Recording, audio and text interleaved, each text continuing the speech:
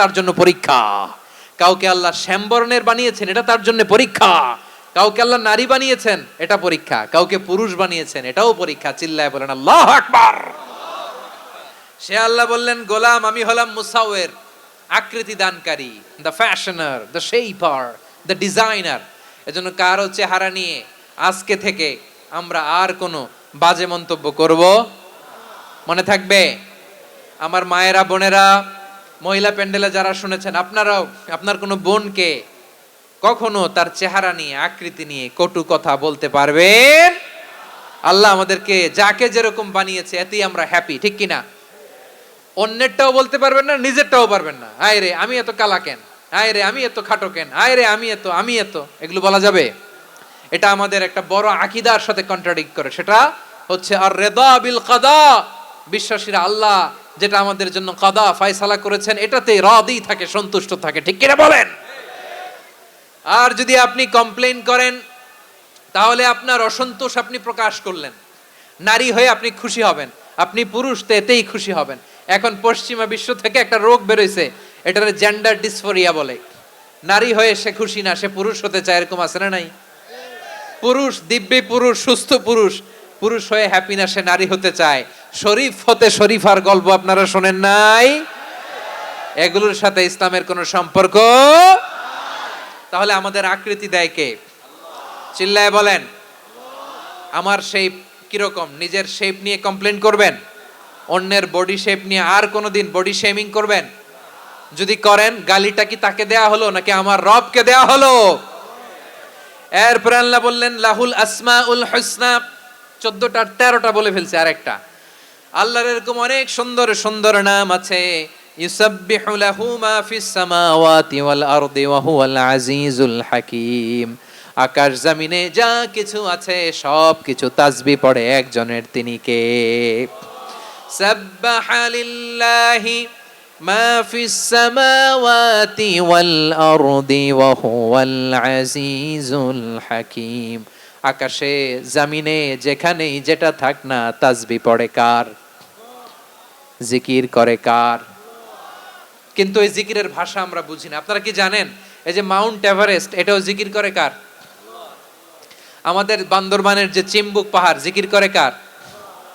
আমাদের ময়মনসিংহের গারো পাহাড়, জিকির করে কার? এই যে বারুয়াখালীর বিশাল বিশাল গাছগুলো, বৃক্ষরাজি, এগুলো জিকির করে কার?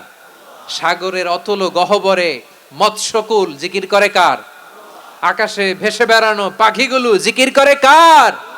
পাখিরা যায় উড়ে যায় আকাশের ওই নীলিমায়, নদীরা যায় ছুটে যায় সাগরের ওই মোহনায়। পাখ পাখালি আর সাগরে নদী, পাখ পাখালি আর সাগরে নদী, কার গুণগান গায়। আল্লাহু আল্লাহ, আল্লাহু আল্লাহ, আল্লাহর গুণগান গায়। সবাই পড়েন আল্লাহু আল্লাহ, আল্লাহু আল্লাহ, আল্লাহর গুণগান গায়। সুবহানাল্লাহ পড়েন। চোখে আমরা যা দেখি সব গুণগান গায় কার? এজন্য আল্লাহ বললেন ওয়া ইম মিন শাইইন ইল্লা ইউসাব্বিহু বিহামদিহি ওয়ালাকিন লা তাফকাহুনা তাসবিহাহুম। নবমণ্ডল, ভূমণ্ডল, আকাশে কিংবা জমিনে যেখানেই যেটা থাক না, সব আল্লাহর তাসবিহ পড়ে, কিন্তু সে তাসবিহর ভাষা তোমরা বোঝো না, ঠিক কি না? তাদেরও তাসবিহর ভাষা আছে। পাখিগুলো তাদের ভাষায় আল্লাহর জিকির করে, পাহাড় তাদের ভাষায় আল্লাহর জিকির করে, সাগরগুলো জলোচ্ছ্বাসে ঢেউয়ের তালে তালে আল্লাহর জিকির করে। সুবহানাল্লাহ পড়েন। সে আল্লাহ বললেন ইউসাব্বিহু লাহু মা ফিস সামাওয়াতি ওয়াল আরদি। আকাশে যা আছে তাও আল্লাহর তাসবিহ পড়ে, জমিনে যা আছে তাও আল্লাহর তাসবিহ পড়ে। ওয়া হুয়াল আজিজুল হাকীম। তিনি হলেন আজিজ, মহাপরাক্রমশালী, প্রজ্ঞাময়। আল আজিজ এই ব্যাখ্যা আগে করেছি। আল হাকিম সর্বশেষ 14 নাম্বার আল্লাহ তাআলার গুণবাচক নামটি হচ্ছে আল হাকিম। আল হাকিম মানে হচ্ছে প্রজ্ঞাময়, the wise, the all wise. আল্লাহর সব কাজে প্রজ্ঞা আছে না নাই? আল্লাহর চিন্তা, আল্লাহর আদেশ, আল্লাহর সৃষ্টি সবকিছু প্রজ্ঞায় পরিপূর্ণ। সুবহানাল্লাহ। কারণ তিনি আল হাকিম।